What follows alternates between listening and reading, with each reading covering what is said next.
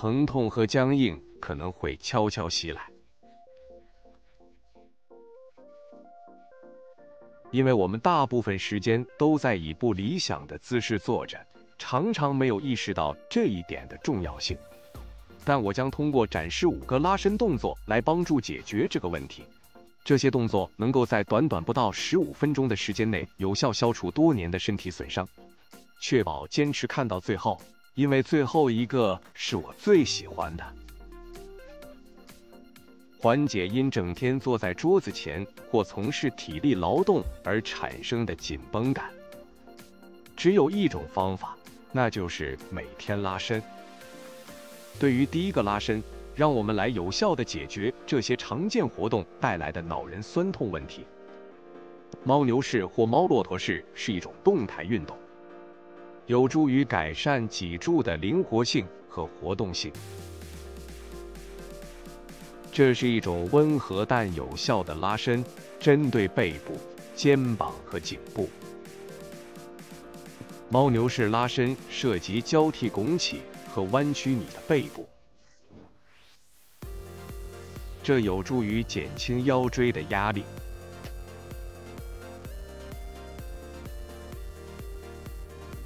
这可以减少僵硬感，并改善整体脊柱活动性。将下巴收向胸口，形成猫式姿势。重复这个动作，随着动作深呼吸。目标是做10到15次重复。做这个拉伸时，避免夸张背部的弯曲或拱起，保持动作温和且可控。记得在拱起到牛式时深吸一口气，在圆到猫式时完全呼气。如果你不每天拉伸，你会错过对锻炼和日常生活的重要好处。蝴蝶式拉伸非常适合打开髋部和拉伸内侧大腿，这2个部位常常变紧，会妨碍锻炼或增加受伤风险。这就是为什么髋部灵活性对长时间坐着的人特别有益。通过拉伸髋外展肌和腹股沟肌，你将改善身体弯腰、正确坐姿和触碰脚的能力。这将使你每天穿袜子和鞋子变得更容易，并改善你在硬拉等复合动作中的姿势。你还会促进下背部的舒缓。长时间坐着可能导致下背部不适。通过做蝴蝶伸展，你可以缓解一些紧张感，并改善你的姿势。首先坐在地板上，双腿伸直，弯曲你的膝盖，将脚掌并拢，让膝盖向地面下沉。用手握住你的脚，轻轻地将膝盖向地面压，稍微向前倾斜，以加深伸展，保持背部挺直。保持约30秒到1分钟，深呼吸以充分利用这个伸展。向前倾斜时，保持脊柱挺直，不要强迫膝盖向地面压。这个颈部伸展是我起床后喜欢做的第一个动作。如果你厌倦了早上醒来后整天感觉因为长时间保持同一姿势而感到酸痛，用仰卧扭转开始你的一天。我每天都做仰卧扭转作为温和的醒来伸展，这让我的早晨开始得更加舒适。这是一个恢复活力的伸展，针对脊柱、肩膀和臀部。伸展有助缓解紧张，改善脊柱灵活性和整体柔韧性。当你扭转时，你也会感到臀部和肩膀在打开。仰卧，手臂向两侧伸展成 T 字形，弯曲你的膝盖，将它们拉向胸部，然后慢慢将膝盖放向一侧，保持肩膀贴地。将头转向另一侧，以获得更深的拉伸。保持30秒到1分钟，然后在另一侧重复。在这个拉伸过程中，保持双肩紧贴地面，对侧的肩膀可能会想要抬离地面，但尽量抵抗这种情况的发生。在扭转时，也要避免突然的猛动，相反，要慢慢而专注地进入拉伸。如果你觉得这个视频有价值，记得点赞和订阅下面的按钮。无论你是在走路、跑步、滑雪还是骑自行车，腿部的紧绷和酸痛都能迅速让有趣的活动变成负担。如果你在锻炼感到不适的紧绷，会迅速让你失去动力。小腿拉伸是放松腿部、避免这个问题的好方法。实际上，这个动作有2种做法，我会在一会儿给你演示。小腿肌肉因运动和久站可能变紧，这2种选择均可针对这些肌肉。拉伸这些肌肉可以预防受伤，并改善整体下肢柔韧性。小腿拉伸能提升踝关节灵活性，跑步、跳跃、行走等活动受益。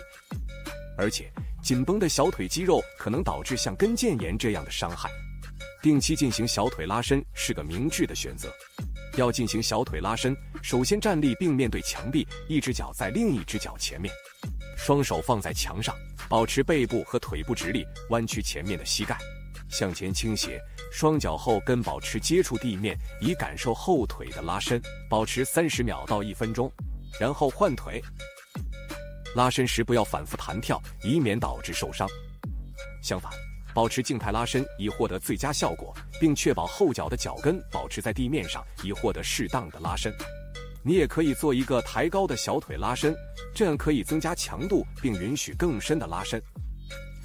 这2种变体都有助于改善踝关节的活动范围，但这个方法可以很好的改变你的日常锻炼。找一个台阶或高一点的表面，将一只脚的脚掌放在台阶上，慢慢将脚跟降低到台阶以下，感受拉伸。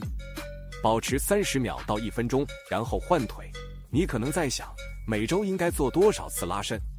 我会给你展示一个可以使用的历程，但首先我需要告诉你我为什么如此喜欢下一个练习。你可能在想，视频封面上的那个奇怪的拉伸是什么？但我告诉你，一旦你开始做，你就再也不想停止了。儿童式是一种平静的拉伸，主要作用于背部、臀部和大腿。